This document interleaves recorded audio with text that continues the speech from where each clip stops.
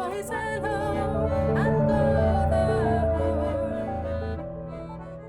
Max Brown.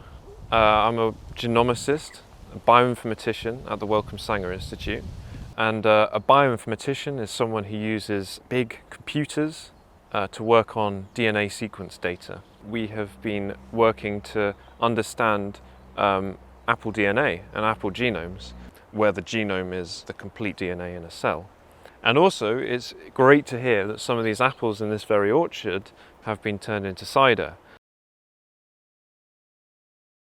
These leaves are crushed, the cells are broken apart, and the DNA inside those cells is extracted, dissolving the DNA into solution. When the sample has been sequenced, it comes off the machines in huge text files. The bioinformaticians turn all of this text, which is composed of A's, T's, C's and G's, and they assemble it into a long sequence. And that sequence then represents the genome of the apple tree. We have sequenced the whole genome of one apple cultivar called Brown Snout. It's this cultivar from Herefordshire from the 19th century. The genome of this is around 650 million base pairs long. So that may sound like a huge amount, but it's fairly small to medium-sized in terms of plant genome sizes. The other cultivar that we've been working on is called Kingston Black, which is a slightly older cultivar from Somerset.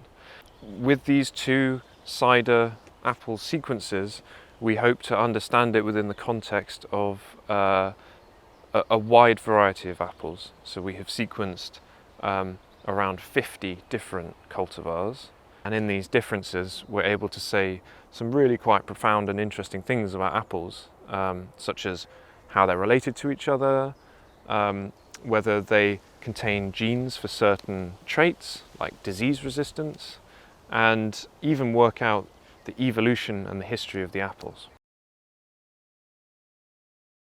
There are diseases called scab, which affect apples mainly in the winter. It's sort of a fungal disease which can cause huge losses, and some apple cultivars are really resistant to this.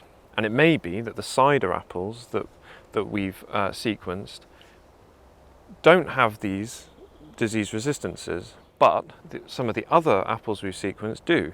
And so in future breeding programs, we can incorporate these into the next generation of apple breeding. Modern orchards have trees that are planted very close together and are in a pretty different circumstance to these trees of old. So perhaps we want to save even more space, but maintain our yields. We may find genes which underlie how early a tree will flower and produce crops, and also its tolerance to shade and competition. And this will allow future crop breeders to really get the best yields out of their crops.